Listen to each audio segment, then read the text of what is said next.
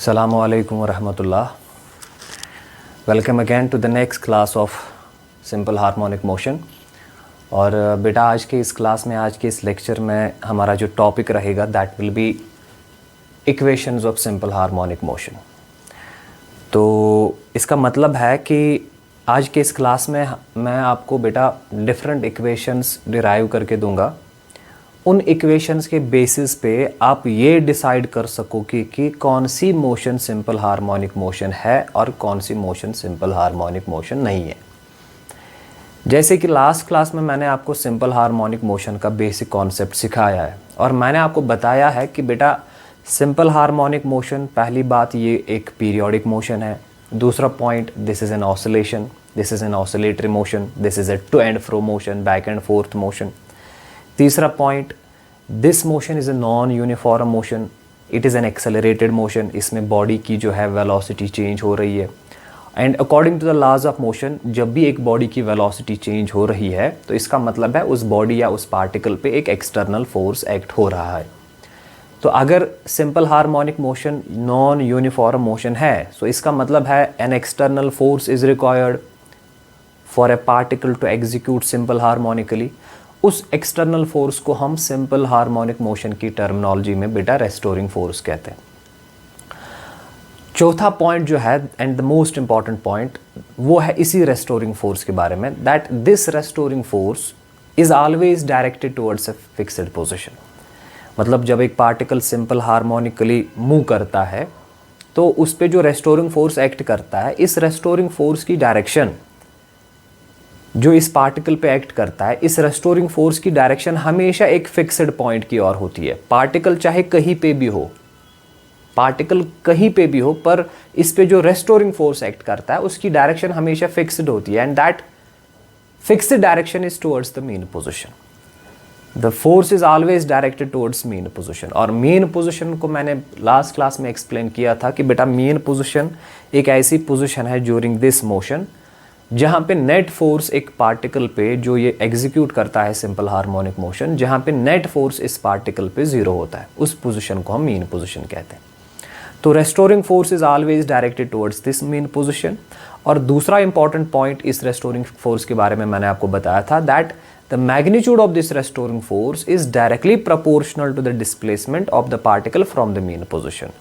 Suppose if this is mean position, this is mean position और particle मान लो यहाँ पे है, ठीक है। अगर यहाँ से यहाँ तक डिस्प्लेसमेंट x है, अभी जो पार्टिकल है ये मेन पोजीशन से कितना दूर है, x, the displacement of the particle from the mean position is x।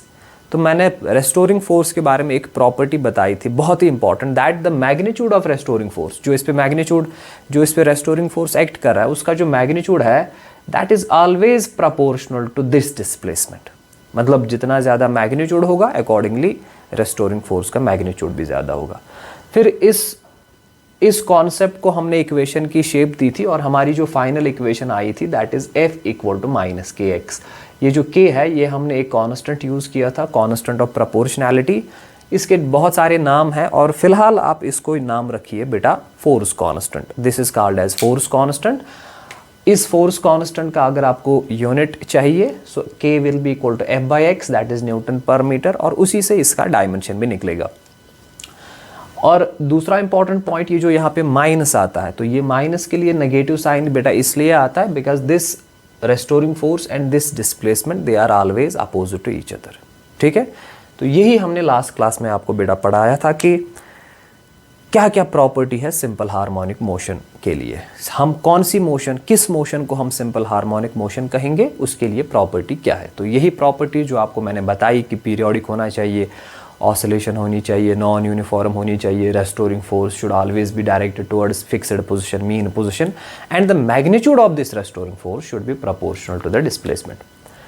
कुल मिला के अगर हम इन सारी बातों को सम अप करेंगे एक मैथमेटिकल इक्वेशन में, तो जो हमारी मैथमेटिकल इक्वेशन बन जाती है जिससे हम ये डिसाइड कर पाएंगे कि कौन सी मोशन सिंपल हार्मोनिक मोशन है और कौन सी मोशन सिंपल हार्मोनिक मोशन नहीं है, तो बेटा वो हम डिसाइड करते हैं इस इक्वेशन से। अगर आपके पास कोई मोशन दी है, आप उस मोशन में बेटा फोर्स की इक्वेशन डेवलप कर लो। अब फोर्स, नेट फोर्स जो है उस पार्टिकल पे जो मोशन कर रहा है उस पे आप नेट फोर्स की इक्वेशन डेवलप कर लो। अगर वो नेट फोर्स की इक्वेशन इस इक्वेशन के साथ मैच हो रही है, if that equation is similar to this equation, similar होने का मतलब है अगर नेट फोर्स प्रोपोर्शनल है to the displacement of the particle from the mean position, तब जाके आप उस मोशन को कह सकेंगे कि ये सिंपल हार्मोनिक मोशन है। तो मैथमेटिकली जो हमारे पास एक एसेंशियल टूल है, एक एसेंशियल हथियार है जिससे हम ये डिसाइड कर पाएंगे कि क्या ये मोशन सिंपल हार्मोनिक मोशन है कि नहीं है, वो बेटा ये इक्वेशन है। तो आज के इस क्लास में मैं बेटा ऐसी ही कुछ इक्वेशंस आपको डिराइव करके दूंगा। जैसे ये एक हमारी इक्वेशन है, बेसिक और फंडामेंटल इक्वेशन है, ऐसी कुछ 2-3 इक्वेशंस और मैं आपको डिराइव करके दूंगा इसी इक्वेशन से, और उन्हीं इक्वेशंस के बेसिस पे आप ये जज कर पाएंगे, ये डिसाइड कर पाएंगे कि कौन सी इक्वेशन, कौन सी मोशन सिंपल हार्मोनिक मोशन है और कौन सी मोशन सिंपल हार्मोनिक मोशन नहीं है।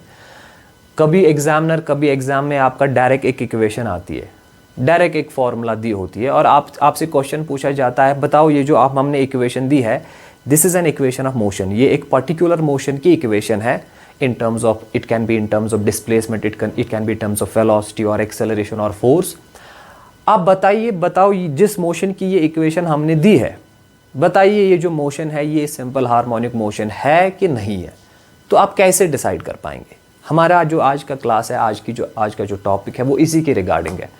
मैं आपको कुछ एग्जाम्पल्स भी दूंगा, पहले मैं इक्वेशंस डिराइव करके दूंगा, कुछ इंपॉर्टेंट कॉन्सेप्ट इसमें सिखाऊंगा, फिर उन इक्वेशंस के बेसिस पे हम कुछ बेसिक क्वेश्चन सॉल्व करेंगे जो एग्जाम में, जो नीट या जेई मेंस में पूछे जाते हैं। ठीक है, तो सबसे पहले बात याद रखेंगे कि बेटा the basic and the fundamental equation of simple harmonic motion is this equation. Every simple harmonic motion must ओबे this equation, this is the force equation. अगर किसी भी मोशन की फोर्स वाली इक्वेशन इस तरह की आ जाती है, then that motion is a simple harmonic motion. तो हम कैसे एक मोशन की फोर्स वाली इक्वेशन निकालते हैं, कैसे डिस्प्लेसमेंट इक्वेशन निकालते हैं, कैसे हम एक्सेलरेशन की इक्वेशन निकालते हैं, इसके लिए भी मैं आपको थोड़ा सा बेटा एक्सरसाइज करवाऊंगा। पहले हम काम करेंगे, मैं आपको सारी इक्वेशंस, जैसे कि मैंने यहाँ पे लिखा है equations of simple harmonic motion, मैं आपको सारी इक्वेशंस जो है पहले बना के देता हूँ, सारी इक्वेशंस आपको डिराइव करके देता हूँ।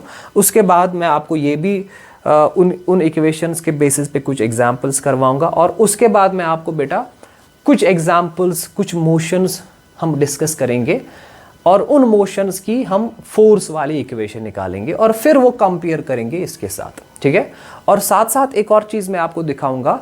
अगर मान लो आपके पास कोई इक्वेशन दी है, जैसे कि ये इक्वेशन है जिससे डिसाइड होता है कि मोशन सिंपल हार्मोनिक है कि नहीं है, तो इस इक्वेशन से, इस फोर्स वाली इक्वेशन से, या जो भी इक्वेशन हम डिस्कस करेंगे यहाँ पे, इस इक्वेशन से हम कैसे इस मोशन का टाइम पीरियड निकालेंगे। और टाइम पीरियड का जहाँ तक सवाल है, मैंने आपको बताया है कि एक साइकिल को कंप्लीट करने के लिए कितना टाइम लगता है। क्योंकि ये जो सिंपल हार्मोनिक मोशन है ये एक पीरियोडिक मोशन है, और पीरियोडिक मोशन के बारे में मैंने आपको लास्ट क्लास में बताया कि ऐसी मोशन को हम पीरियोडिक मोशन कहते हैं जो फिक्स्ड टाइम इंटरवल के बाद रिपीट होती हो। मान लो ये मोशन जो है अभी ये पीरियोडिक है, क्यों? क्योंकि ये रिपीट होती है आफ्टर गिवन टाइम। और ये जो टाइम इंटरवल आपको डिसाइड करना है ना, इसके लिए आपको साइकिल पहले डिसाइड करना पड़ेगा। मान लो अगर यहाँ से स्टार्ट होती है मोशन, यहाँ पहुँच गया, फिर आ गया वापस, हो गया एक साइकिल कंप्लीट, फिर वापस आ गया, फिर आ गया वापस, हो गए 2 साइकिल कंप्लीट। और ऐसे ही बहुत सारे साइकिल्स इस मोशन में होंगे। तो एक साइकिल को कवर करने के लिए कितनी ड्यूरेशन लगती है, कितना टाइम लगता है, उसको टाइम पीरियड कहते हैं हम। ठीक है, जैसे कि मैंने प्रीवियस क्लास में भी बताया कि बेटा देखो, अर्थ रिवॉल्व करती है अराउंड द सन, और एक कंप्लीट रेवोल्यूशन या एक कंप्लीट साइकिल को कंप्लीट करने के लिए 365 डेज लगते हैं या 1 ईयर लगता है। तो इसका मतलब है जो time period of revolution of earth है दैट इज 365 डेज और 1 ईयर। इसी तरह अर्थ रोटेट करती है, और एक कंप्लीट रोटेशन करने में अर्थ को 24 आवर्स लगते हैं। So the time period of rotation is 24 hours. इसी तरह अगर इसको यहाँ से स्टार्ट हुआ और एक साइकिल कंप्लीट करने में 2 सेकंड लगेंगे, तो इसका मतलब है ये जो मोशन हो रही है ना, इसका टाइम पीरियड 2 सेकंड है। You understand? So this is very important. तो आगे जाके मैं ये कुछ टर्म्स फिर से एक्सप्लेन करूँगा। तो फिलहाल टाइम पीरियड तो बेसिक ही कॉन्सेप्ट है। हर एक सिंपल हार्मोनिक मोशन, चूँकि सिंपल हार्मोनिक मोशन एक पीरियोडिक मोशन है, तो इन every simple harmonic motion, there is a particular cycle and there is a particular duration of time in which that cycle is completed. और उस duration of time को हम कहते हैं time period. और याद रखेंगे सिंपल हार्मोनिक मोशन में जो सबसे ज़्यादा क्वेश्चन पूछा जाता है वो यही होता है कि इस सिंपल हार्मोनिक मोशन का हमें टाइम पीरियड निकाल के दो.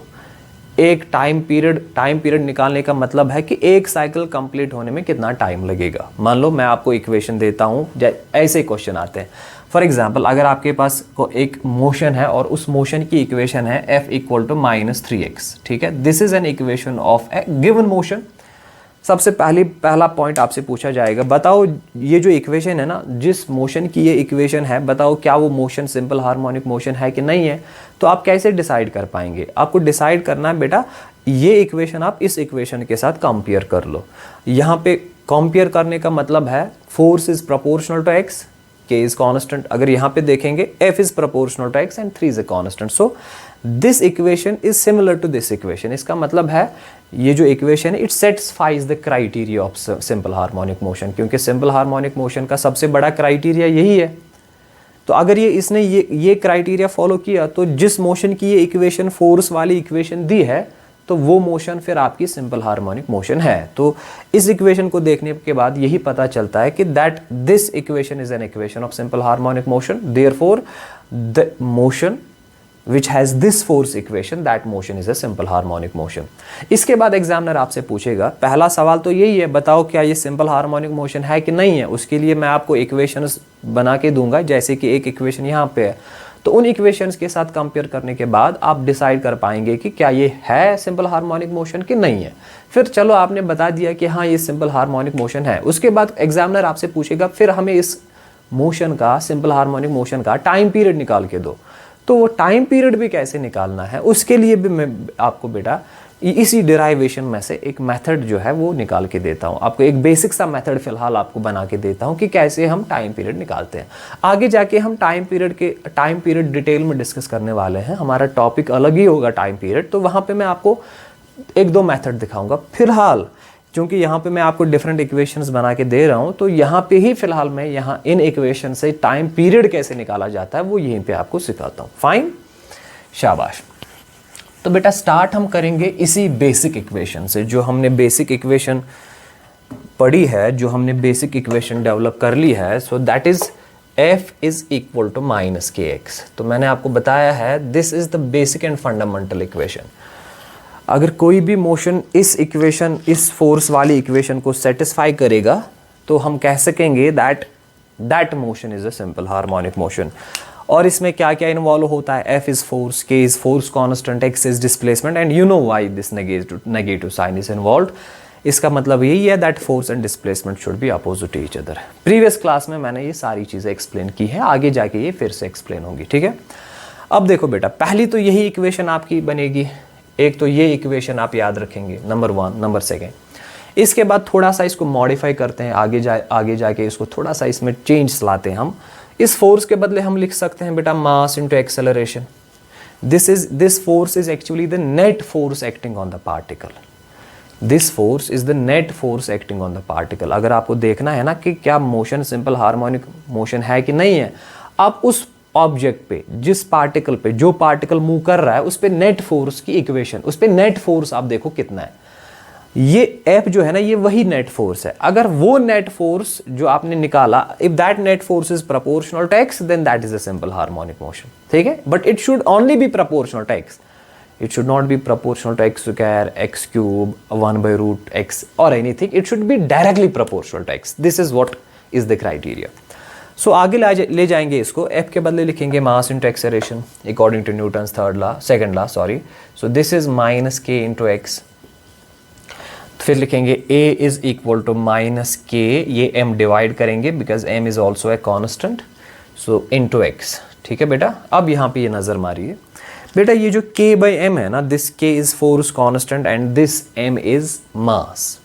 ठीक है, आप याद रखिए दिस k/m, ये दोनों कांस्टेंट्स हैं. This is always equal to, जब ये पार्टिकल ऑसिलेट करता है ना, तो during oscillation the ratio of force constant and mass is equal to the square of angular velocity. This is equal to angular velocity. Square of angular velocity. इसको मैं आगे जाके प्रूव भी करूंगा, पर फिलहाल आप फॉर द टाइम बीइंग इसको याद रखिए। थोड़ा सा मैं एंगुलर वेलोसिटी के बारे में बताऊंगा। यहाँ पे देखिए बेटा, मान लो ये पार्टिकल, ये एक सिंपल पेंडुलम है, ये एक पार्टिकल है, इसका मास है m, ठीक है, और ये ऐसे ऑसिलेट कर रहा है। This is oscillating like this, जैसे प्रीवियस क्लास में मैंने दिखाया, it is oscillating like this, ठीक है। तो बेटा जब ये ऑसिलेट करेगा, मान लो ये यहाँ पे पहुँच गया, ठीक है, और ये वर्टिकल पोजीशन है, this is the string, this is A point mass, इसका मास m है। जब ये यहाँ पे पहुँचेगा ना, तो मान लो इसने जो एंगल बनाया ना वर्टिकल के साथ, दैट एंगल इज थीटा। अब अगर आप देखेंगे जो ही ये मूव करता जाएगा तो इस एंगल थीटा का वैल्यू भी चेंज होता जाएगा, ठीक है। जब ये मीन पोजीशन पे आएगा तो थीटा का वैल्यू 0 बनेगा, जब ये एक्सट्रीम पोजीशन पे आएगा तो थीटा का वैल्यू मैक्सिमम होगा। इसी तरह जब ये लेफ्ट एक्सट्रीम पे जाएगा, मतलब यहाँ पे आएगा, तब भी इसका वैल्यू मैक्सिमम होगा। तो at any position, late us suppose ये जो एंगल बना रहा है ना वर्टिकल के साथ, इसकी जो ये सिटरिंग है, दैट इज थीटा। तो अगर आप देखेंगे this theta is changing, if theta is changing, तो we can say, we can define angular velocity for this object, for this particle. क्योंकि मैंने आपको रोटेशन में, मैंने सर्कुलर मोशन के लेक्चर्स आपने देखे होंगे, पहले ही क्लास में मैंने आपको बताया बेटा कि हम एक्चुअली एक पार्टिकल की दो वेलोसिटीज डिफाइन करते हैं। एक होती है लीनियर वेलोसिटी, एक होती है एंगुलर वेलोसिटी। और linear velocity is simply displacement covered divide by time taken, ठीक है। And angular velocity is defined as the angle covered divide by time taken. अगर आप डिस्प्लेसमेंट की बात करेंगे तो लीनियर वेलोसिटी की बात करनी है आपको। अगर आप एंगल लाएंगे, एंगल की बात करेंगे, तो इसका मतलब आप एंगुलर वेलोसिटी डिफाइन कर रहे हैं। So simply displacement by time is called linear speed और linear velocity, and angle by time is called angular velocity. अब यहाँ पे देखेंगे, यहाँ पे हम एक पार्टिकल की दोनों वेलोसिटीज डिफाइन कर सकेंगे, क्योंकि यहाँ पार्टिकल डिस्प्लेस भी हो रहा है यहाँ से यहाँ, इसका मतलब डिस्प्लेसमेंट भी कवर हो रही है, तो इसका मतलब लीनियर वेलोसिटी भी डिफाइन होगी। और यहाँ पे साइमल्टेनियसली एंगल भी कवर हो रहा है, एंगल भी यहाँ पे कवर हो रहा है, तो इसका मतलब है यहाँ पे एंगुलर वेलोसिटी भी डिफाइन हो सकती है। तो अगर इस पार्टिकल की आपको एंगुलर वेलोसिटी देखनी है ना कितनी है, तो आप देखिए कि ये कितना एंगल ट्रेवल करता है कितने टाइम में। So that angle covered in a given time we call that angular velocity. So this omega is angular velocity. अब देखो इस एंगुलर वेलोसिटी का टाइम पीरियड के साथ क्या लेना देना है।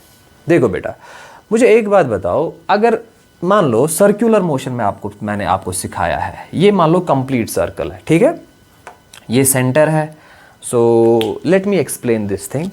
यहाँ देखो ये एंगुलर वेलोसिटी खैर आपकी समझ में आ गया। अब देखो एंगुलर वेलोसिटी और टाइम पीरियड के बीच में रिलेशन क्या है। देखो बेटा, इसको हम ऐसे डिस्कस करते हैं। ये मान लो सर्कल है, सर्कल से ये इजी हो जाता है अंडरस्टैंड होना। तो ये मान लो सेंटर है, तो मान लो पार्टिकल जो है अभी यहाँ पे है, ठीक है। तो अब पार्टिकल यहाँ से यहाँ आ गया है, तो इसने जो एंगल कवर कर लिया ना, late us suppose that angle is theta. तो अगर आपको इसकी एंगुलर वेलोसिटी डिफाइन करनी है, तो आप देखो यहाँ से यहाँ टाइम कितना लगा, if that time is T, इसने एंगल कवर कितना कर लिया, थीटा, तो इसकी जो एंगुलर वेलोसिटी बनेगी that will be equal to theta by T, ठीक है।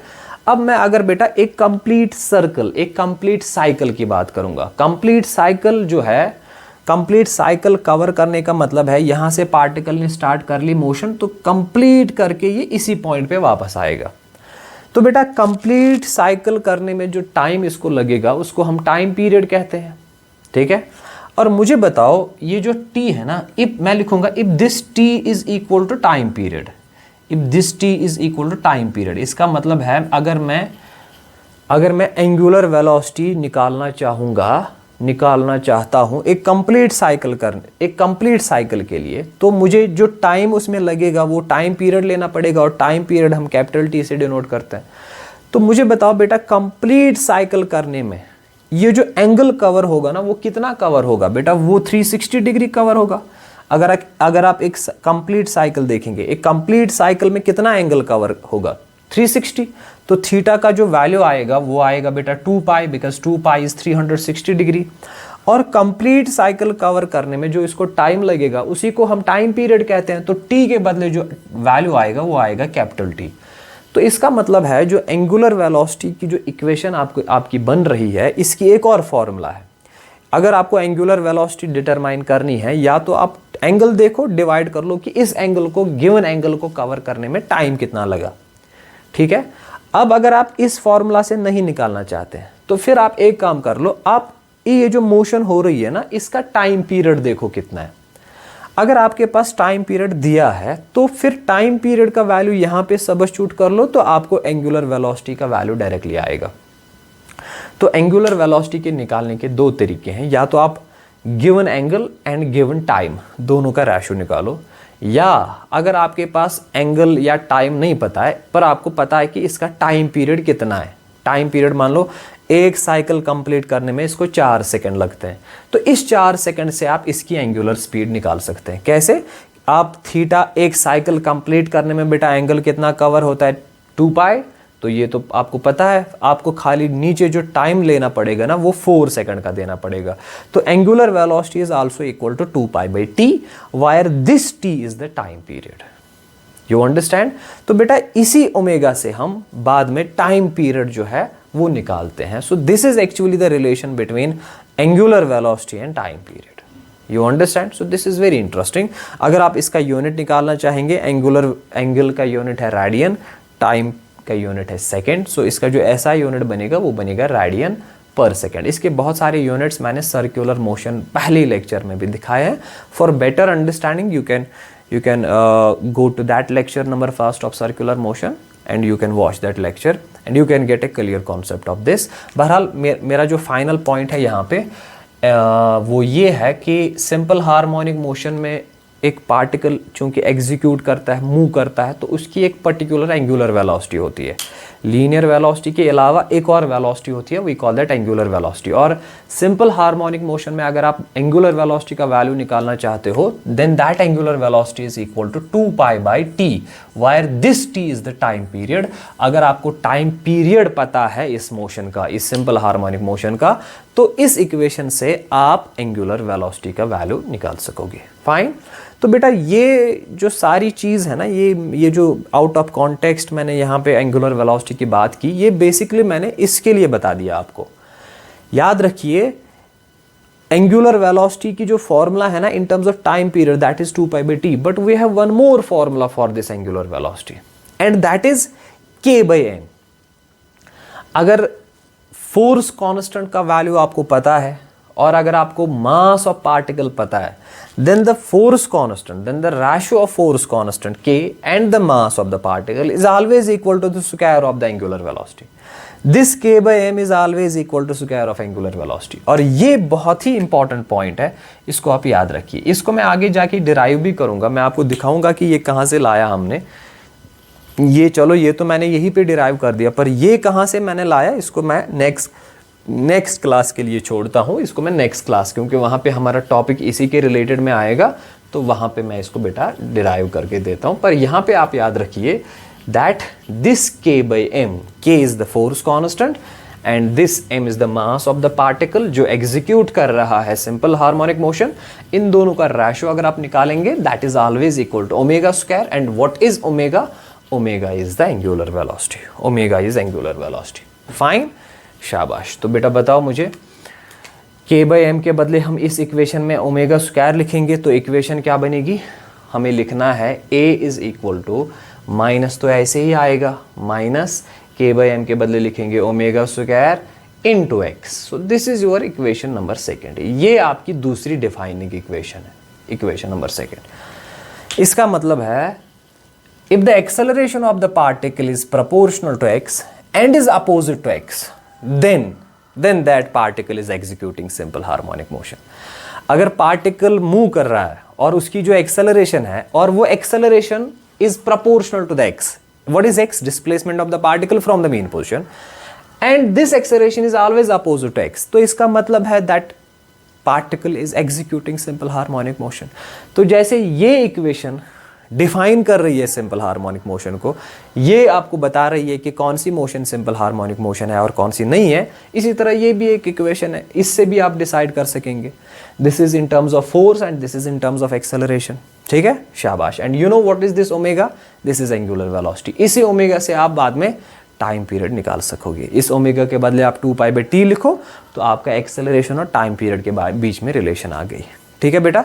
तो जैसे यहाँ पे मुझे बताओ फोर्स का वैल्यू 0 कहाँ पे आएगा, जहाँ पे x का वैल्यू 0 आएगा। x का वैल्यू 0 मीन पोजीशन पे आता है, क्योंकि मीन पोजीशन से ही हम x का वैल्यू डिटरमाइन, वहीं से ही हम x का वैल्यू स्टार्ट करते हैं मेजर करना। तो मीन पोजीशन पे x का वैल्यू 0 होता है, तो मीन पोजीशन पे फोर्स का वैल्यू भी 0 होता है, और होना भी चाहिए, क्योंकि मीन पोजीशन हमने डिफाइन की है ना, वही पोजीशन जहाँ पे नेट फोर्स 0 होता है। So f is minimum at mean position जब x का वैल्यू 0 होगा, and f will be maximum at extreme position जब x का वैल्यू हाईएस्ट होगा, f का भी वैल्यू हाईएस्ट होगा, और यही यहाँ पे भी अप्लाई होगा। Acceleration at mean position will also be 0, x का वैल्यू 0 है, acceleration will B 0, and acceleration will be maximum at the extreme position जब x का वैल्यू मैक्सिमम होगा, acceleration will also be maximum. Fine, चलो बेटा आगे चलते हैं। अब इसको वेलोसिटी में लाते हैं। तो वेलोसिटी में लाने के लिए हम क्या करेंगे बेटा, हम एक्सेलरेशन के बदले लिख सकते हैं ना dv/dt, dv/dt।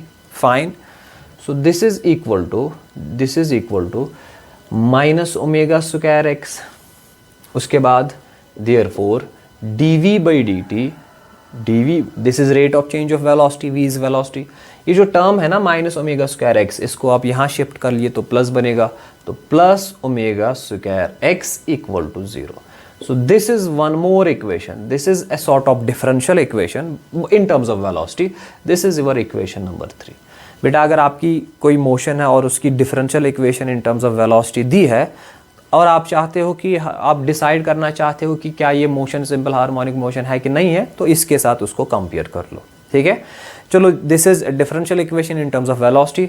अब हम इसको इन टर्म्स ऑफ डिस्प्लेसमेंट लाएंगे, तो dv/dt के बदले हम लिखेंगे, सो d/dt ऐसे ही लिखेंगे, ठीक है।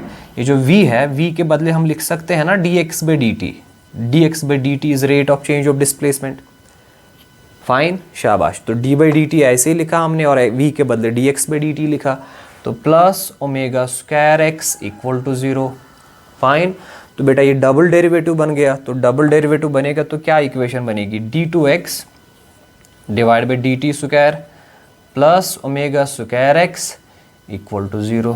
तो ये बेटा आपकी बन गई equation in terms of position. This is equation number 4। So this is a differential equation. इसको बेसिकली हम कहते हैं displacement differential equation of simple harmonic motion. देखो, इसमें डबल डेरिवेटिव आता है डिस्प्लेसमेंट का, और यहाँ भी डिस्प्लेसमेंट आ रहा है, और डिस्प्लेसमेंट का जो कोफिशिएंट होगा, जो ये टर्म है, जो x का जो कोफिशिएंट होगा दैट इज ओमेगा स्क्वायर। और याद रखेंगे हमेशा differential equation of simple harmonic motion में जो x का कोफिशिएंट होता है that is omega square, and omega is angular velocity. So these are actually 4 equations. This is number 1, this is number 2, this is number 3, this is number 4. In 4 equations के basis पे आप ये decide कर पाएंगे कि क्या ये इक्वेशन सिंपल हार्मोनिक मोशन की इक्वेशन है, क्या ये मोशन सिंपल हार्मोनिक मोशन है और नहीं है।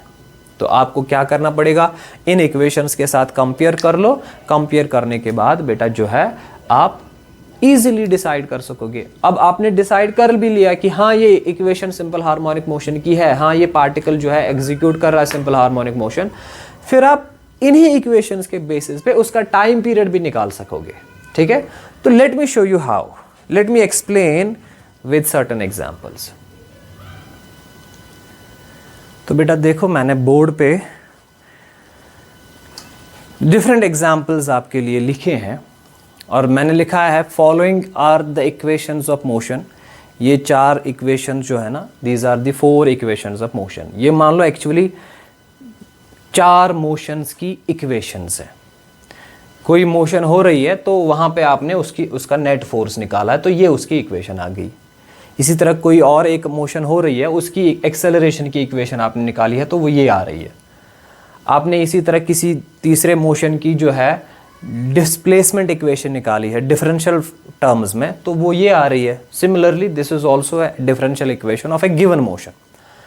तो आपको क्या करना है, determine which equation represents SHM। पहले आप डिसाइड करेंगे कि क्या ये जो इक्वेशंस दी हैं, क्या ये सिंपल हार्मोनिक मोशन रिप्रेजेंट करती है, क्या ये जो मोशन हो रही है ना जिसकी आपने ये इक्वेशन लिखी है, क्या वो मोशन सिंपल हार्मोनिक मोशन है, क्या ये वाली मोशन सिंपल हार्मोनिक मोशन है, इसी तरह क्या ये वाली मोशन सिंपल हार्मोनिक मोशन है।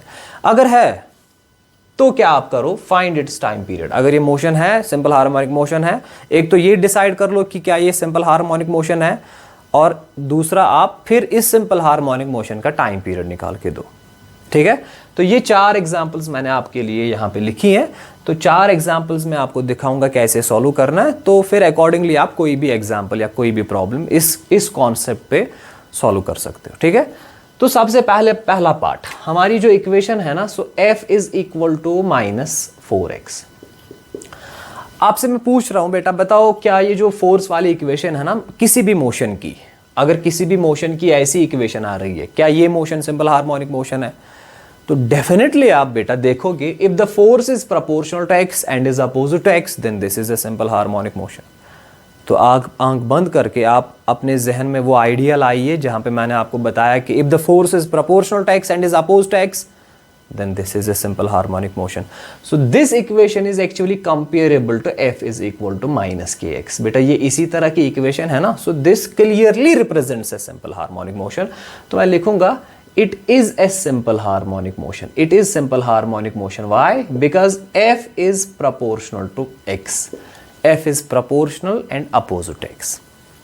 चलो इसके बाद आपको क्या करना है, टाइम पीरियड निकालना। देखो बेटा टाइम पीरियड कैसे निकालेंगे, और यहां पे टाइम पीरियड निकालने के लिए इंपॉर्टेंट रिक्वायरमेंट है कि इस पार्टिकल का मास आपको पता होना चाहिए। तो मैं लिखूंगा यहां पे बेटा, ये जो फोर्स वाली इक्वेशन है ना, मैं लिखूंगा let m is equal to 2 kg। ये एक्चुअली आपके क्वेश्चन में दिया होगा। अगर फोर्स की इक्वेशन दी होगी और आपको टाइम पीरियड निकालना है, तो उस पार्टिकल का जो है, जो जिसकी ये फोर्स वाली इक्वेशन दी है, उसका मास दिया होना चाहिए। तो यहाँ पे जो मास दिया है दैट इज 2 kg।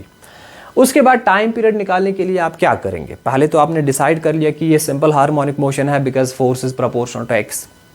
उसके बाद आप क्या करेंगे बेटा, आप लिखेंगे so this f is equal to -4x, therefore f के बदले आप लिखेंगे mass into acceleration, this is -4x। Fine, अब मास दिया है 2 kg, तो ये बनेगा 2 into a, so this is equal to -4 into x. समझ आ रहा है बेटा? So this 2 and 2 cancels, so therefore acceleration is equal to -2 into x. अब बेटा आप इस इक्वेशन को कंपेयर कर लो, मैं लिखूंगा यहां पे कंपेयर इट विद, इसको कंपेयर कर लो a इक्वल टू -ω²x। अगर ये सिंपल हार्मोनिक मोशन की इक्वेशन है, then acceleration must be compared with this equation. आपको टाइम पीरियड निकालने के लिए जो एक्सेलरेशन की इक्वेशन है ना, वो हमेशा आपको कंपेयर करनी पड़ेगी इस इक्वेशन के साथ। पर तब आप कंपेयर कर पाएंगे जब पहले आपने ये डिसाइड किया होगा कि ये सिंपल हार्मोनिक मोशन की इक्वेशन है। देखो ये इक्वेशन निकली आपकी एक्सेलरेशन, अब इसको कंपेयर कर लो ओरिजिनल इक्वेशन से जो मैंने आपको डिराइव करके दी। So this is A, this is A, this is X, this is X, this is minus, this is minus. So here ω² is equal to 2। आपका जो ω² का वैल्यू आ जाता है that is 2। So after comparing आप लिखेंगे this ω² is equal to 2। So therefore ω will be equal to √2। अगर ω √2 के बराबर आ रहा है तो ओमेगा किसके बराबर है बेटा?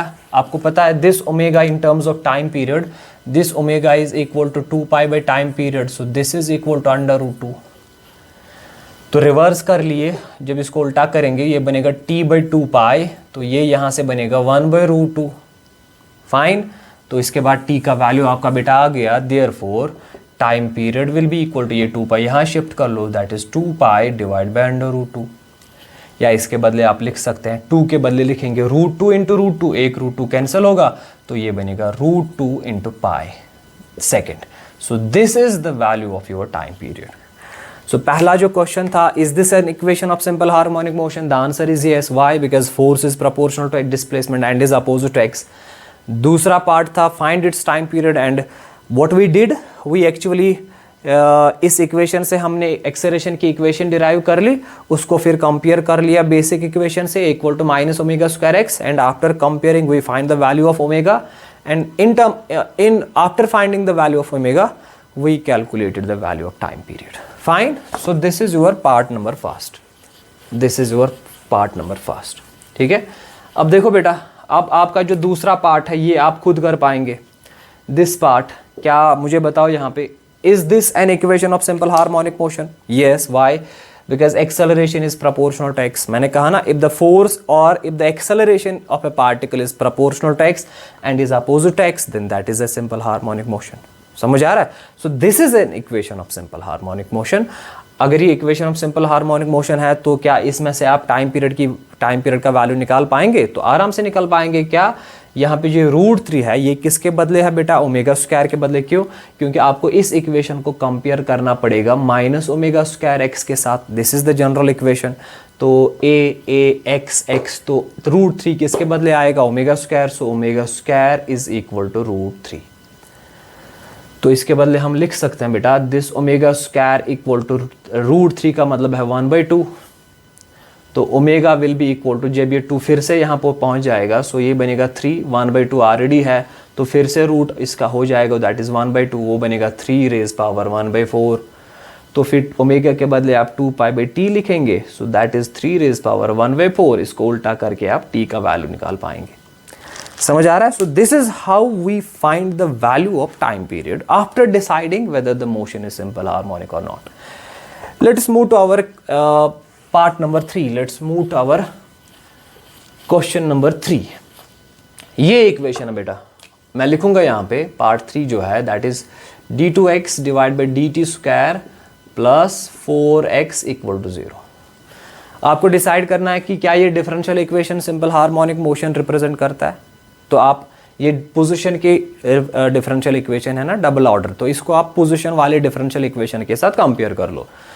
और जो आपने डिराइव की है डिफरेंशियल इक्वेशन वो ऐसी है बेटा d2x divided by dt square plus omega square x equal to 0.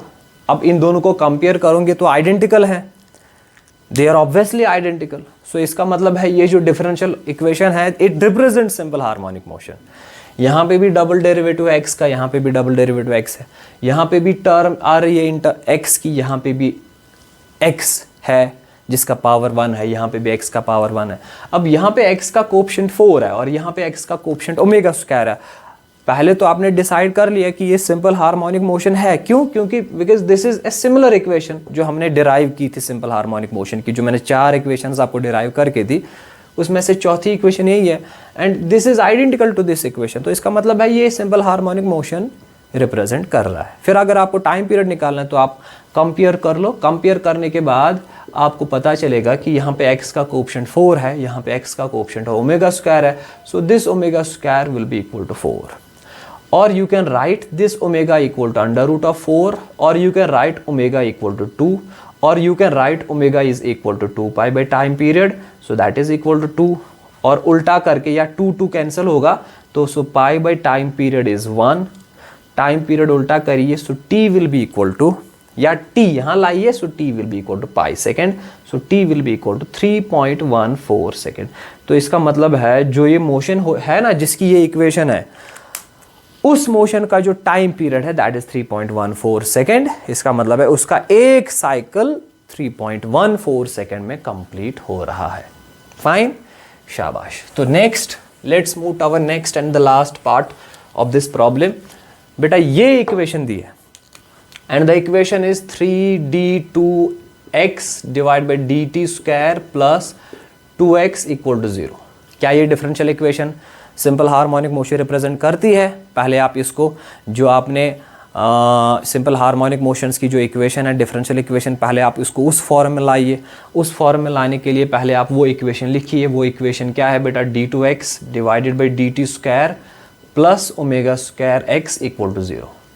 इन दोनों को कंपेयर करने के बाद आप ये देखेंगे कि यहाँ पे जो ये d2x बाई dt स्क्वायर है ना, यहाँ पे इसका कोएफिशिएंट होना चाहिए 1, पर यहाँ पे कोएफिशिएंट है 3 और x का कोएफिशिएंट होता है ओमेगा स्क्वायर और यहाँ पे x का कोएफिशिएंट है 2. फिलहाल आप एक काम करिए, पहली टर्म खाली रहनी चाहिए d2x बाई dt स्क्वायर. इसके बाद आप कंपेयर कर सकोगे इन दोनों को. ठीक है, अभी कंपेयर नहीं हो सकता क्योंकि इस पे कोएफिशिएंट है यहाँ पे 3, यहाँ पे 1 है. तो इस यहाँ पे 1 लाने के लिए आप इस इक्वेशन को दोनों तरफ से जो है 3 डिवाइड कर लो. ये 3 किसी तरह आप कैंसिल कर लो. क्यों? क्योंकि the coefficient of d2x divided by dt square in the original equation of simple harmonic motion is 1 and we have to keep 1 over here also. सो इस 3 को नेग्लेक्ट करने के लिए, कैंसिल करने के लिए हम 3 यहाँ पे भी डिवाइड करेंगे, यहाँ भी डिवाइड करेंगे, यहाँ डिवाइड करेंगे, ठीक है।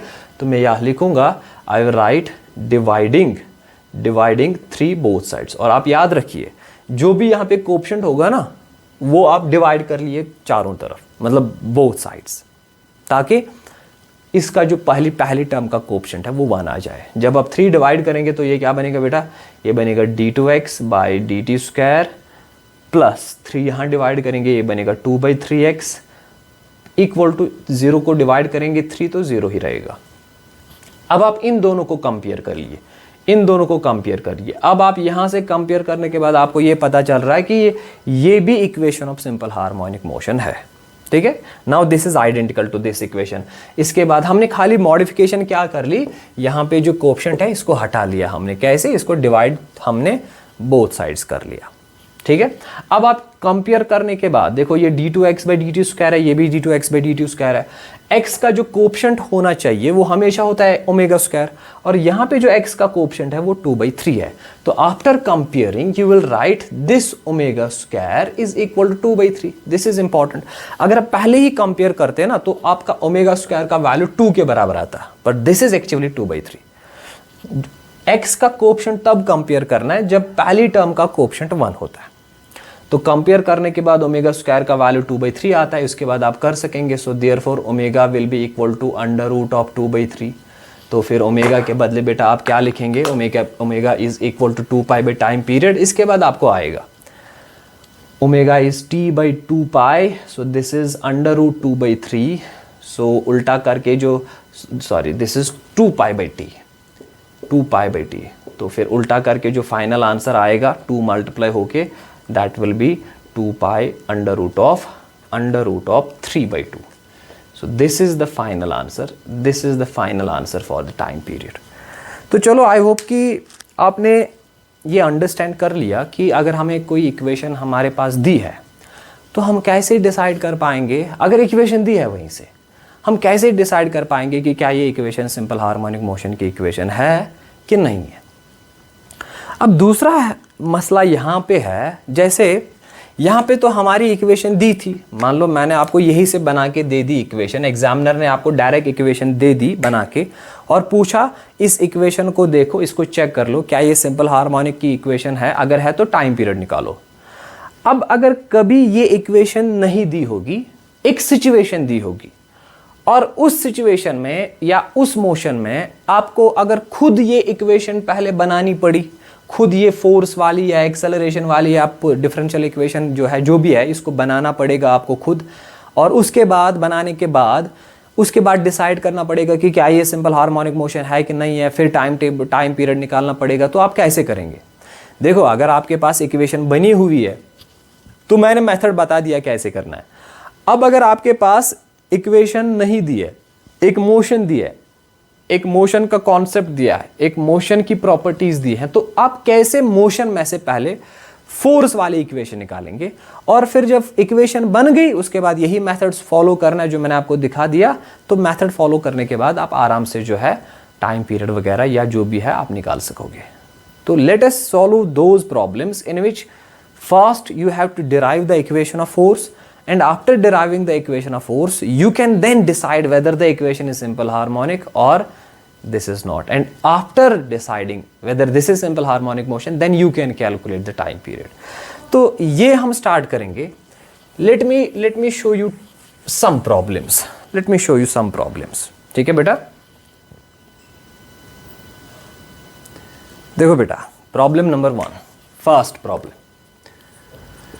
बेटा ये मान लो मैं यहाँ पे x एक्सिस और y एक्सिस बनाता हूँ पहले। ये मान लो बेटा, दिस इज़ वेरी इंपॉर्टेंट, ये मान लो x एक्सिस है और ये ऐसे मान लो this is y axis. So this is your coordinate system. देखो आराम से देखो बेटा, so this is x, this is y और वॉट एवर जो भी है मैंने दो म्यूचुअली परपेंडिकुलर डायरेक्शन से यहाँ पे डिजिग्नेट किए। हम क्या करेंगे, यहाँ पे एक पार्टिकल है, इसका मास है m, यहाँ पे भी जितनी डिस्टेंस यहाँ से यहाँ है इतनी डिस्टेंस यहाँ से यहाँ है, और एक और पार्टिकल है इसका भी मास है m, और हमने एक पार्टिकल को यहाँ पे रखा है, दिस इज ऑल्सो m। ठीक है। So these are at equal distance apart, ये अभी जो है इक्वल डिस्टेंस पे हैं सारे। इसके बाद लेट मी सपोज यहां से यहां तक जो डिस्टेंस है ना, let us assume that distance is d, this distance is also d, and let us suppose this distance is x, late us suppose this distance is x, ठीक है बेटा।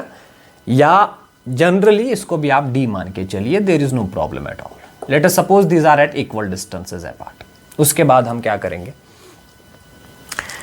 देखो बेटा ये जो है ना, ये और ये जो मान लो ये फिक्स्ड है, this is fixed, this particle is also fixed, but this particle is not fixed, this can move, it can move। अगर इस पे फोर्स एग्जर्ट होगा तो ये मूव कर सकता है।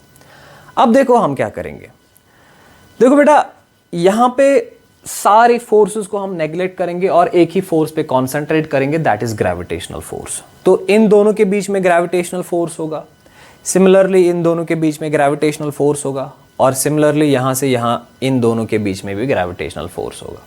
फाइन। तो लेट अस सपोज कि जो यहां से यहां तक जो डिस्टेंस है, यहां से यहां तक डिस्टेंस, यहां से यहां तक डिस्टेंस है, let us suppose these are equal.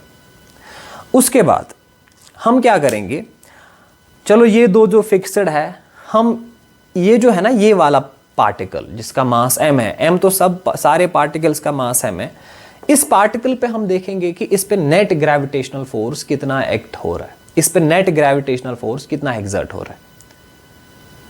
पहले हम उसका वैल्यू निकालेंगे, और वो कहां पे निकालेंगे, at any position. Late us suppose this particle is currently at a position x from this origin, origin से ये कितनी दूरी पे है, let us suppose this is at a position x।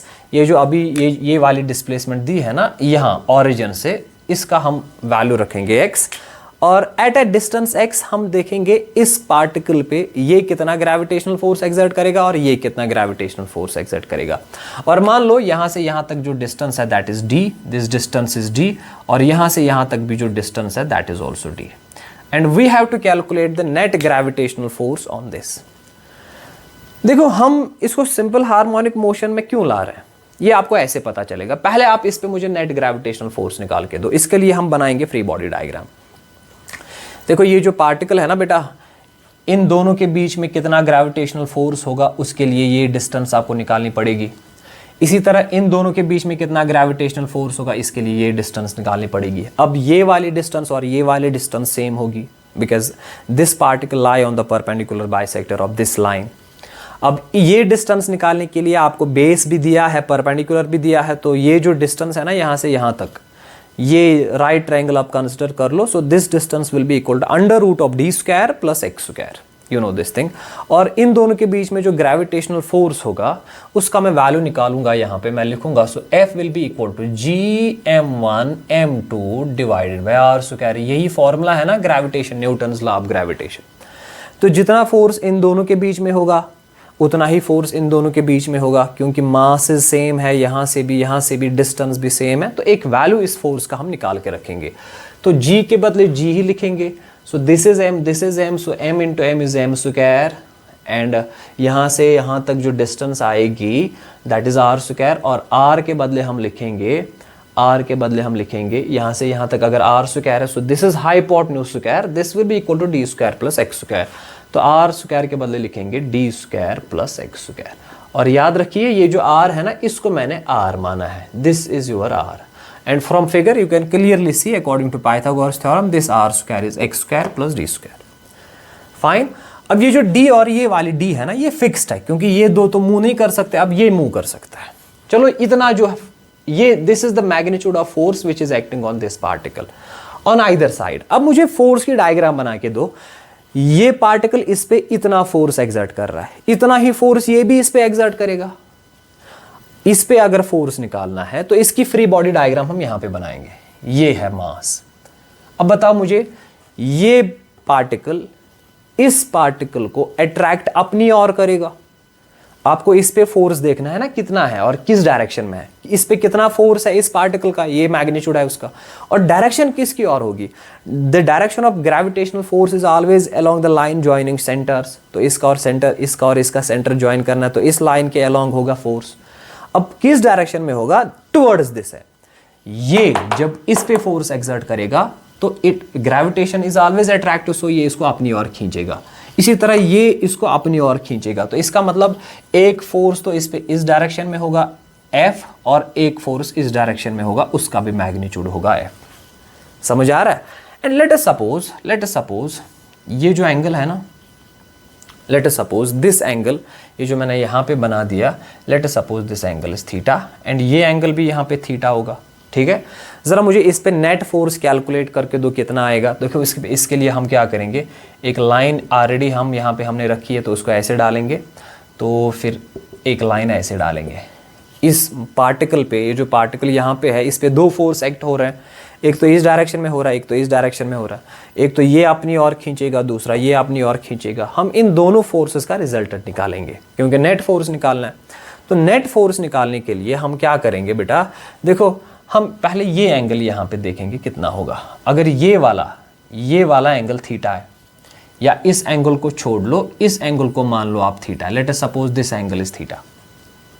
ठीक है, अगर ये वाला एंगल थीटा है, इस एंगल को भी छोड़ो, इस एंगल को मान लो ये वाला एंगल थीटा है। ठीक है, तो इसका मतलब है यहाँ पे एंगल बेटा आपका थीटा आएगा, this will be your theta and this will also be your theta. इसके बाद रिजॉल्व कर लो, अगर ये f है तो ये कितना आएगा बेटा, so this will be your f cos of theta, और हम इसके दो कंपोनेंट कर रहे हैं, ये f cos थीटा, तो ये आएगा बेटा f sin थीटा। ठीक है, तो इसी तरह अब इसके दो कंपोनेंट कर लो, यहाँ से आएगा f cos थीटा, इसके भी दो कंपोनेंट, और यहाँ से आएगा f sin थीटा। अब देखो बेटा, ये f sin थीटा और f sin थीटा अपोजिट हैं, तो ये कैंसिल हो जाएंगे, ये इसके साथ कैंसिल हो जाएगा। f cos थीटा और f cos थीटा दोनों पैरेलल है, तो ऐड हो जाएंगे। तो यहाँ पे जो इस पे नेट फोर्स की इक्वेशन आएगी, f net that will B f cos theta plus f cos theta, that will be twice f cos of theta. यही आंसर आता है बेटा। आराम से देखो, हम बेसिकली इस पार्टिकल पे नेट फोर्स का मैग्नीट्यूड निकालना चाहते हैं। तो पहले हमने इन दोनों के बीच में फोर्स निकाला, उसका मैग्नीट्यूड ये आ रहा है, फिर इन दोनों का मैग्नीट्यूड निकाला, उसका मैग्नीट्यूड भी वही आ रहा है।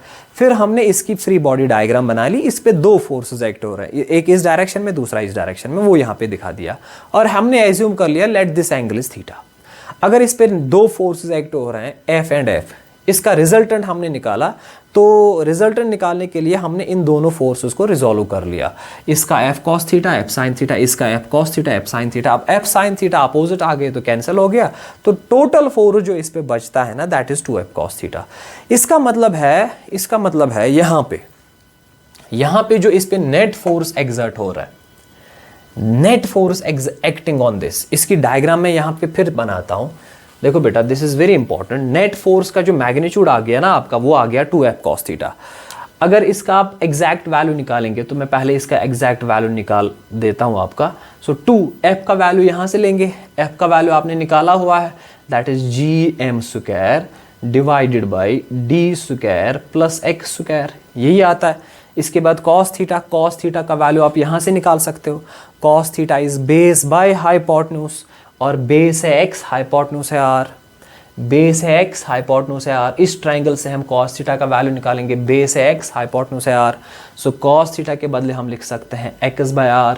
सो इसको थोड़ा सा और चेंज करते हैं। सो this is 2gm square divide ये d square plus x square, ऐसे ही लिखो, x ऐसे लिखो। ये जो r है ना बेटा नीचे, ये वाला r के बदले हम लिख सकते हैं ना under root of x square plus d square. Pythagoras theorem use करके r का वैल्यू आएगा ना, r स्क्वायर है ना बराबर x square plus d square, तो r will be equal to under root x square plus d square. तो r के बदले हम लिखेंगे अंडर रूट ऑफ या x square plus d square whole raise power 1/2, वही हो गया अंडर रूट। फाइन, शाबाश। जरा इसको फिर से बेटा देखो। So f net, your f net will be equal to, एक तो 2 आएगा, g आएगा, m स्क्वायर आएगा, डिवाइड आएगा, ये एक टर्म इसका पावर है 1, इसका पावर है 1/2।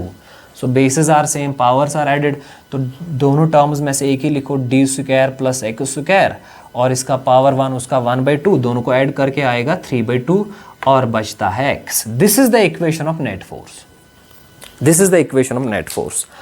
अब देखो, नेट फोर्स, इस पार्टिकल पे नेट फोर्स कितना एक्ट हो रहा है, इसकी इक्वेशन मैंने आपको बना के दे दी। अब थोड़ा सा इसको एक्सप्लेन करता हूं मैं यहां पे, इस मोशन को फिर से दिखाता हूं यहां पे। देखो बेटा, this is your vertical position, ठीक है, this is your horizontal position. ये जो पार्टिकल है ना, इसको मैं यहां पे बनाता हूं, इस पार्टिकल का मास है m, इस पार्टिकल पे टोटल फोर्स कितना एक्ट हो रहा है, ये दो पार्टिकल इस पे कितना टोटल फोर्स एक्ट कर रहे हैं, ये वाला फोर्स। तो इसकी डायरेक्शन अभी आपने देखी, वो किस डायरेक्शन में इस पे फोर्स एक्ट हो रहा है, एक तो इस डायरेक्शन में हो रहा है, एक तो इस डायरेक्शन में हो रहा है।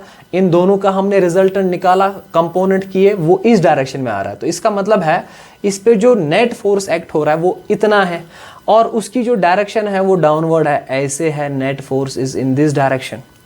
I hope you remember this कि क्यों डाउनवर्ड डायरेक्शन में आ रहा है, क्योंकि मैंने आपको दिखाया ना, अगर ये पार्टिकल है, एक फोर्स यहाँ से, दूसरा फोर्स यहाँ से, ये वर्टिकल लाइन है, ये थीटा है, अगर ये एफ है तो इस एफ के हमने दो कंपोनेंट किए, तो ये आ गया आपका एफ कॉस थीटा, ये आ गया आपका एफ साइन थीटा। इसी तरह इस एफ का भी यहाँ से आ गया एफ कॉस ऑफ थीटा, यहाँ से आ गया एफ साइन थीटा, ये F sine theta, F sine theta cancel.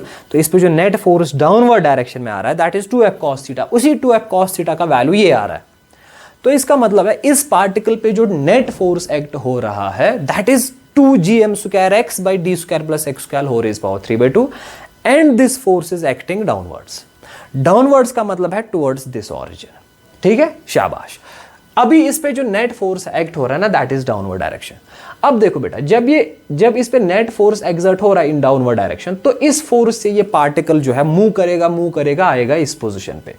जब ये इस पोजीशन पे आएगा, एक पार्टिकल यहां से है, दूसरा पार्टिकल यहां से है, जरा मुझे इस पार्टिकल पे बताओ, जब ये पार्टिकल बीच में पहुंचेगा, यहां पे मुझे बताओ इस पे नेट फोर्स कितना होगा। देखो बेटा, ये इसको इस डायरेक्शन में अट्रैक्ट करेगा, ये इसको इस डायरेक्शन में अट्रैक्ट करेगा, दोनों की अट्रैक्शन इक्वल एंड अपोजिट है। तो यहां पे जो इस पे नेट फोर्स है ना बेटा, नेट फोर्स वो आएगा 0। या यहां पे ही आप दे दो, बीच में यहाँ पे x का वैल्यू क्या है, इतनी ये वाली डिस्टेंस x है, यहाँ पे x का वैल्यू आएगा ना बेटा 0। जब यहाँ पे x का वैल्यू 0 दोगे तो ये सारी इक्वेशन 0 बनेगी।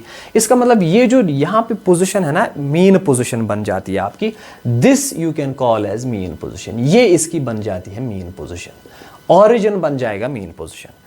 अब इसके बाद देखो, यहाँ पे नेट फोर्स एक्सर्ट होगा तो ये एक्सेलरेट करेगा डाउनवर्ड, यहां पे मीन पोजीशन पे नेट फोर्स 0। पर due to inertia of motion, जब ये ऊपर से आएगा तो यहां पे रुकेगा नहीं, ये ओवरशूट होगा, ये नीचे चला जाएगा तो यहां पे पहुंचेगा। जब ये यहां पे पहुंचेगा या इस पोजीशन को पार कर पाएगा, मान लो इस पोजीशन को इसने पार किया, फिर हम इस पे देखेंगे फोर्स किस डायरेक्शन में होगा। देखो किस डायरेक्शन में होगा, ये पार्टिकल इस डायरेक्शन में खींचेगा, ये पार्टिकल इस डायरेक्शन में खींचेगा, इन दोनों का रिजल्टेंट निकालोगे, इसका एक कंपोनेंट यहां से, एक कंपोनेंट यहां से, इसका एक कंपोनेंट यहां से, एक कंपोनेंट यहां से, ये वाले कंपोनेंट हो जाएंगे कैंसिल, ये वाले जो यहां से कंपोनेंट आएंगे वो हो जाएंगे ऐड। इसका मतलब है ये पोजीशन पार करने के बाद इस पार्टिकल पे जो नेट फोर्स की डायरेक्शन है ना that is reversed and that is again towards this mean position. समझ आ रहा है बेटा? देखो यहां पे इस ओरिजिन से अगर पार्टिकल ऊपर है तो इस पे जो नेट फोर्स की डायरेक्शन है दैट इज डाउनवर्ड। जब ये नीचे आएगा और इस मीन पोजीशन को पार कर लेगा, नीचे आएगा, नीचे वाले साइड पे इस पे जो नेट फोर्स की डायरेक्शन है ना दैट इज अपवर्ड। तो जब ये इस पे नेट फोर्स की डायरेक्शन अपवर्ड है तो ये ऊपर चला जाएगा, ऊपर जाने की कोशिश करेगा। जब ये ऊपर जाएगा, बीच में पहुंचेगा तो ये ओवरशूट करेगा फिर से। देखो ओवरशूट का क्या मतलब है, यहां पे दिखा रहा हूं मैं बेटा, ये सिंपल पेंडुलम है, ये सिंपल पेंडुलम है। अभी इस पे नेट फोर्स 0 है ना, मीन पोजीशन पे है, नीचे से mg, ऊपर से टेंशन, तो नेट फोर्स 0 है, so this is mean position. यहां पे मैंने इसको लाया, अभी मीन पोजीशन, अभी इस पे नेट फोर्स 0 नहीं है, फोर्स एक्ट हो रहा है। अगर मैं इसको छोड़ूंगा तो वो फोर्स इसको वापस लाएगा, क्योंकि उस फोर्स जो इस पे एक्ट कर रहा है ना इस पोजीशन पे, उसकी डायरेक्शन इनवर्ड है, उसकी डायरेक्शन इस मीन पोजीशन की ओर है। अगर मैं इसको यहां से छोड़ूंगा, जब छोड़ूंगा ऐसे, क्या ये मीन पोजीशन पे आके रुकता है? नहीं। जब ये छोड़ता हूं ना मैं इसको, due to inertia of motion, ये आता है, यहां पे नेट फोर्स 0 बन जाता है, पर ये रुकता नहीं है। ये इसकी जो इनर्शिया ऑफ मोशन है, टेंडेंसी टू मूव है, उस टेंडेंसी की वजह से ये आगे चला जाता है। अब जब इसने ये पोजीशन क्रॉस कर ली, अब इस पे जो नेट फोर्स की डायरेक्शन है वो उल्टी डायरेक्शन में है। अब वो फोर्स इसको वापस लाएगा। अब जब उसको वापस लाएगा, देखो कैसे लाएगा, मैं छोड़ूंगा ये वापस आएगा। पर जब ये वापस आ रहा है, क्या ये बीच में रुकता है? नहीं, ये फिर से ओवरशूट हो जाता है। तो इसका मतलब है इस रेस्टोरिंग फोर्स की वजह से अगर ये मीन पोजीशन पे है तो नेट फोर्स 0 है, अगर ये राइट साइड में है तो net force is towards this mean position, अगर ये लेफ्ट साइड में है तो net force is towards this mean position. at every position other than this mean position the net force is directed towards mean position। समझ आ रहा है? सो एक प्रॉपर्टी रेस्टोरिंग फोर्स की आ गई कि restoring force is always directed towards mean position. ऐसे ही यहाँ पे भी हो रहा है। अब देखो बेटा, ये दो तो फिक्स्ड है, पर इन दोनों की वजह से जो फोर्स एग्जर्ट हो रहा है ना इस पार्टिकल पे, पहले वो इसको नीचे ला रहा है, फिर वही फोर्स इसको ऊपर ला रहा है। तो इसका मतलब है ये जो पार्टिकल है ना ये अप डाउन करेगा, it will oscillate like this, ये ऐसे ऐसे ऑसिलेट करेगा। और उस पे जो नेट फोर्स की मैग्नीट्यूड है वो ये है। सिंपल हार्मोनिक मोशन, क्या इसको आप पहले मुझे बताओ, क्या ये ऑसिलेटरी मोशन है? Yes, this is N oscillation. क्यों? क्योंकि ये बार बार सेम पाथ ट्रेवल करता है ना, सेम पाथ कवर करता है, नीचे जाता है डाउन, फिर अप हो जाता है, नीचे जाता है अप हो जाता है। तो this is a to and fro motion. So हम इसको कह सकते हैं this is a periodic, this is an oscillatory motion. पर क्या इसको सिंपल हार्मोनिक मोशन कहेंगे जब ये अप डाउन करेगा? उसके लिए क्राइटेरिया क्या है? द फोर्स जो इस पे नेट फोर्स है, मतलब ये, इसकी डायरेक्शन हमेशा towards fixed position, mean position की ओर होनी चाहिए।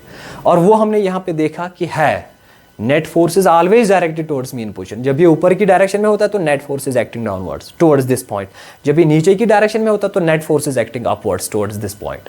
अब दूसरा पॉइंट क्या होना चाहिए, दूसरी प्रॉपर्टी क्या होना चाहिए? That the magnitude of this net force should be proportional to x. अब मुझे इस इक्वेशन को देख के बताओ, इस इक्वेशन को देख के बताओ, क्या बेटा यहां पे is this force proportional to x? आराम से देखो, is this force proportional to x? No. The simple and clear answer is no. अब खाली x को मत देखो, नीचे भी x है ना। अगर ये नीचे वाला x नहीं होता ना तो आप डायरेक्टली कह सकते this force is proportional to x. If this force is proportional to x, then this is a simple harmonic motion. मैंने कहा सिंपल हार्मोनिक मोशन को रिकॉग्नाइज करने के लिए दो इंपॉर्टेंट प्रॉपर्टीज है। पहले आप देखो कि ये पार्टिकल ऑसिलेट होता है कि नहीं होता है। ऑसिलेट तो होता है, आपने मोशन में यहाँ पे देखा, आपने इसको देखा, इसको एनालाइज करके देखा कि ये ऑसिलेट कर रहा है। फाइनल जो इसकी डायग्राम बन रही है ये ओरिजिन है। अगर पार्टिकल यहाँ पे होगा तो इस पे नेट फोर्स डाउनवर्ड की डायरेक्शन में होगा, अगर पार्टिकल यहाँ पे होगा तो net force will be in this direction, this is your net force. अगर बीच में होगा तो नेट फोर्स इस पे जो पार्टिकल पे है वो 0 है।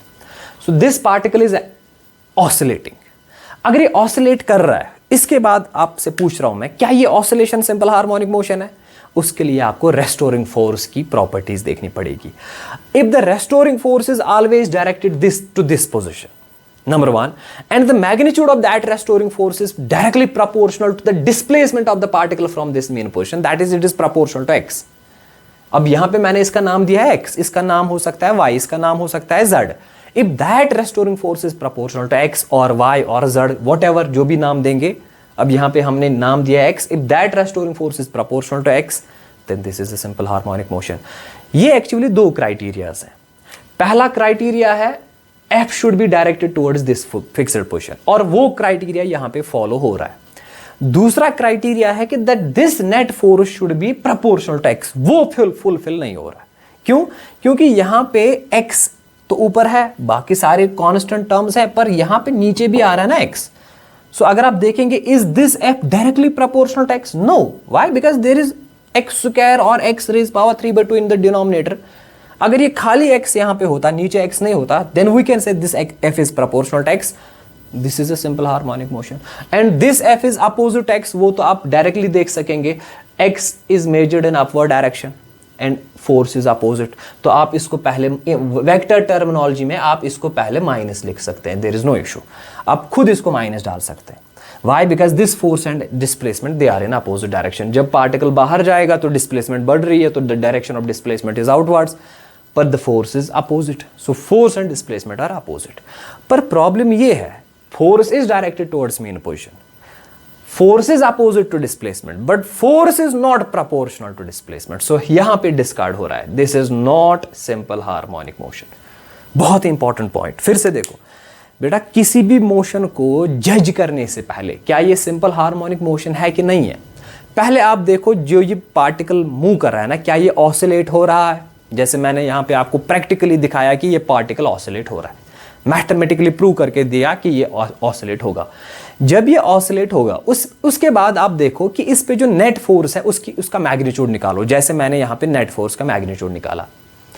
फिर आप देखो ये जो नेट फोर्स है, if this net force is directed towards a fixed position, mean position, always directed towards fixed position, number 1। Number 2, if the magnitude of this force is directly proportional to the displacement from the mean position, अगर ये criteria satisfy हो रहे हैं then this is a simple harmonic motion.